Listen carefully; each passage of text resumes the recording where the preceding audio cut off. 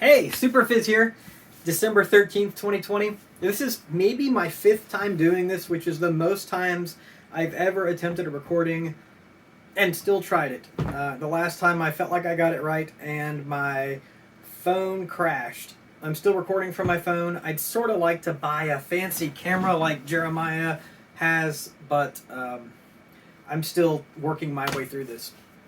Before I start my state of the stake, I want to do a quick confession. It was probably the confession that I made in videos 2 and 3. I'm on 5 now. I enjoy State of the Stake, but it does give me some kind of what I would call performance anxiety or performance pressure. Pressure to keep doing better every day. And that pressure is just ending up in me feeling anxious when I create them. And I need to allow myself to relax and grow into this over time. So, I've started editing. I've been working a little bit, I know it's not great, on my setting, and I want to get better, but I sort of have to confess to you, my friends, that I have to give myself a break and make sure it stays fun, because if it's not fun, then I'll quit, and I don't want that to happen. So I just have to get that out there. I'm not going to edit or cut today's video. We'll be lucky if I even publish this. We'll see. This really is literally the 5th take. Because one of the videos I was just like, whiny and whatever. Anyway, just bear with me. I'm learning. I want to get better. I just need to relax and have fun doing this. And I think that when I do that, the quality will come in time. I would rather do this for 10 years and slowly get better than do it for 2 months and fizzle out and burn out. Anyway, today I want to talk about best practices for network security with a staking node. And so I've actually done this a couple times now. I'm probably getting good at it. Security with a staking node begins when you generate your seed phrase. And the best practice for generating your seed phrase is to kind of do that in what we call an offline computer. So maybe you're using an Ubuntu Live CD or a Tails CD, and you can YouTube for how to do that. And you just create a temporary live environment, and then you'll copy the deposit script over, and from there you'll create your mnemonic. It's really important that if you can, you practice... that you keep your mnemonic offline and secure as much as you can. And I know that for different people, there are different levels of security. I'm willing to confess that I created my deposit.sh, my mnemonic, on an online computer, and I don't fault myself for that. But if you're doing best practice, you're going to create it in an offline environment. It's okay if it takes you a few days to figure that out. You don't have to rush into it. And so once you have your 24-word seed phrase, you're looking at 2 real risks with that.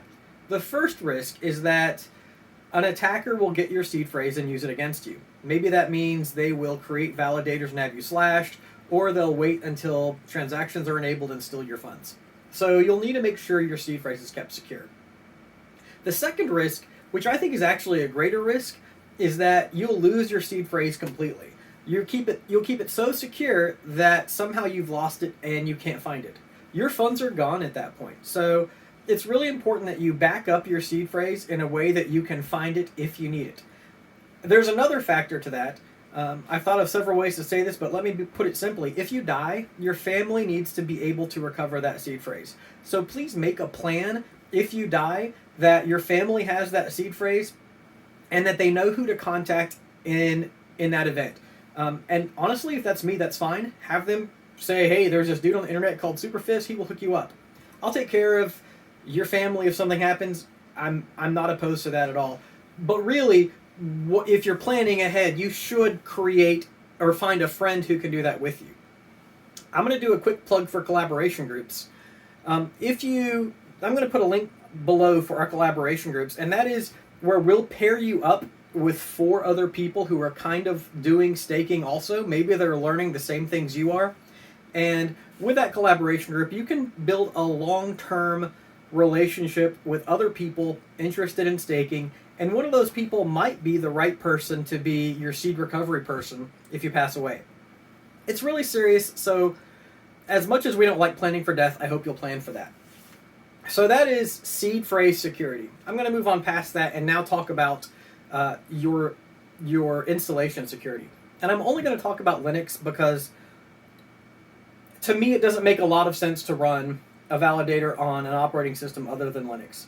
If you want to do that, that's great.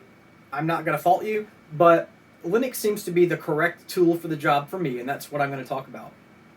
Now, with Linux, there are about 4 concerns or 4 security opportunities that I want to bring up for you.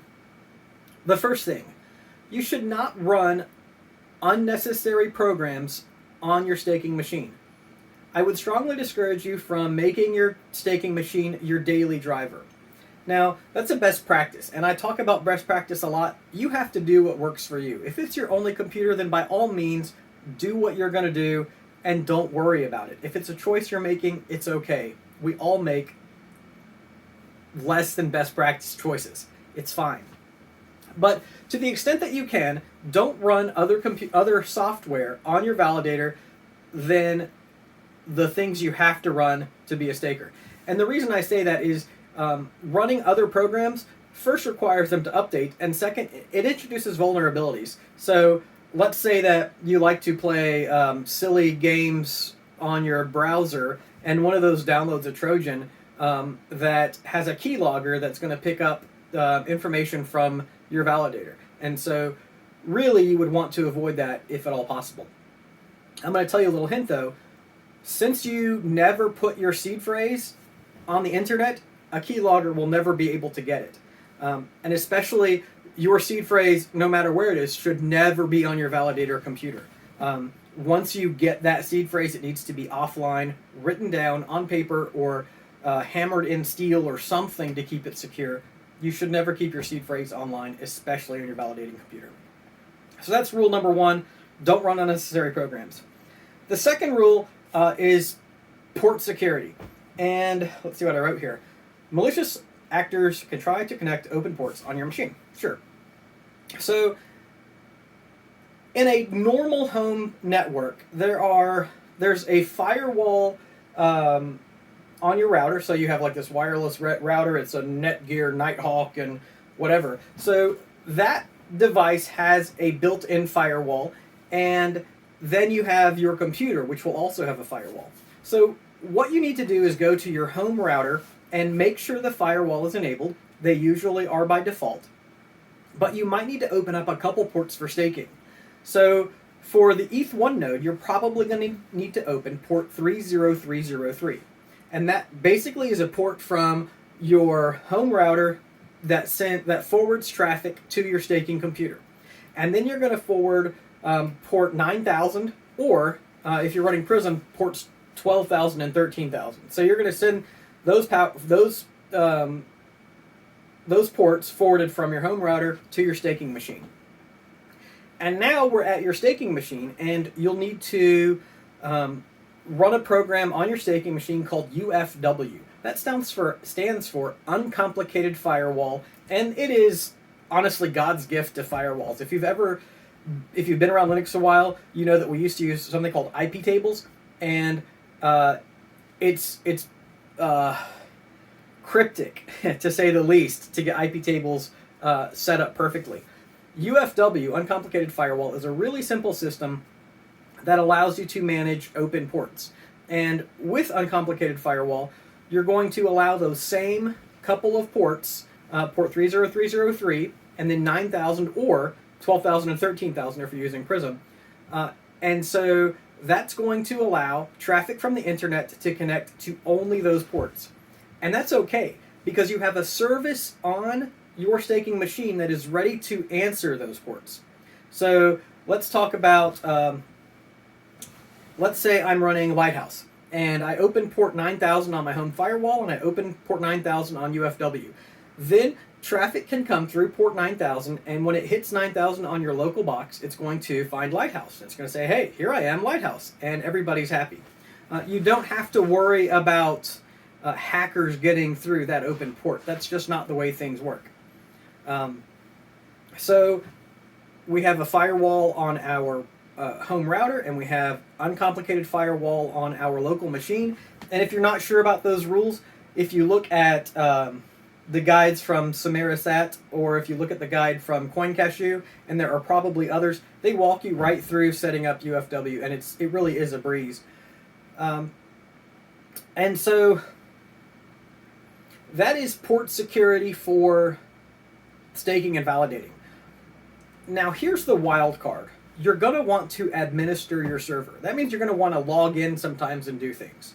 Let me tell you that the best way to do that is by sitting in front of it if you can. So let's say that your staking computer is running on a shelf. The best way to administer that is by plugging in a monitor to and a keyboard and administering it there. But a lot of people aren't going to do that. A lot of people, let's say you're a Windows user and you're going to maybe secure shell or SSH into that server. And to do that, you're going to need to open up SSH on your staking machine. And so I know that both of those guides that I referenced, Samarasat and CoinCashew, tell you how to change the default port for SSH. That's a great idea. I really want you to do that. And so from that point, you also need to set a really secure administrator password. Well, or if you're using Ubuntu, your password, the main user, needs to have a really secure password, because that's how you're going to get into that system.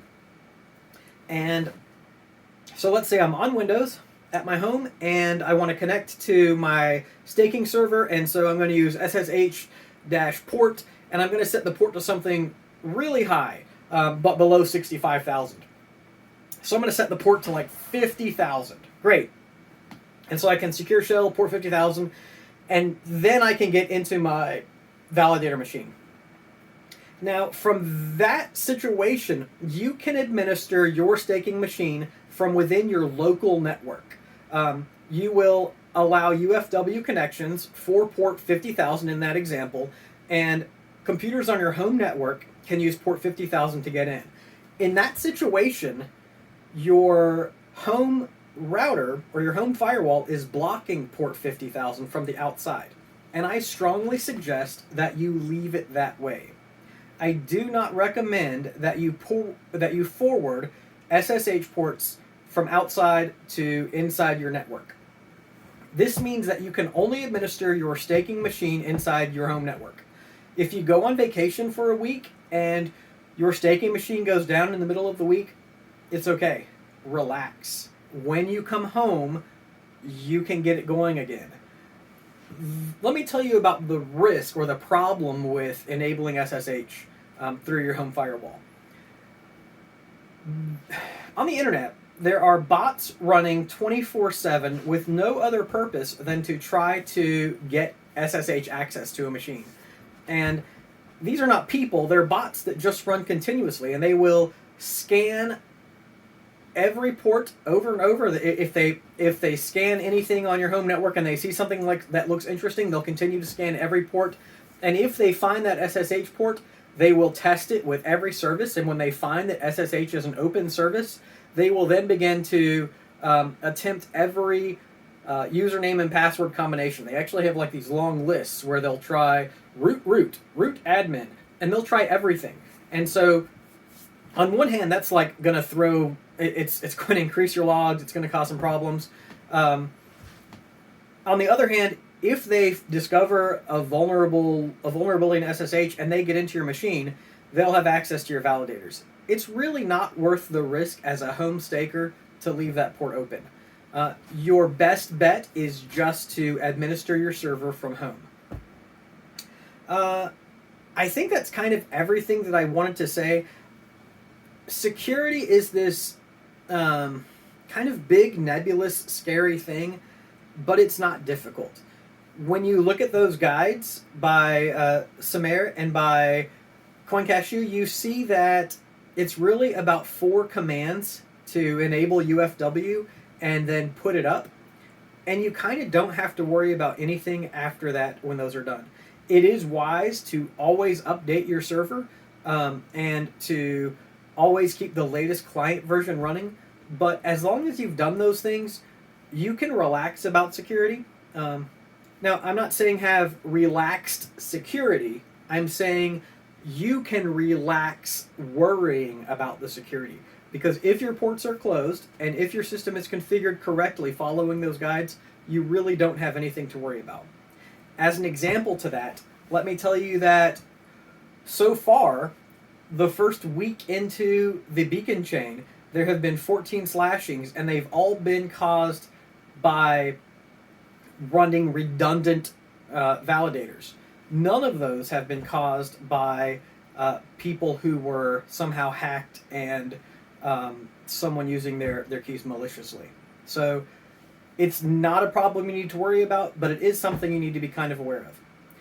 I talked a lot. I talked quickly. I'm not going to edit this, but I hope you learned something, and I appreciate you letting me unload about the pressure that I'm feeling from this, because I hope that will let me relax. So again, thanks for your time. I always enjoy this. If you have any suggestions for videos I might create, please feel free to drop a comment. I hope you'll watch these every day or every day that I create them, so please feel free to subscribe and set a reminder. All right, take care. Bye-bye.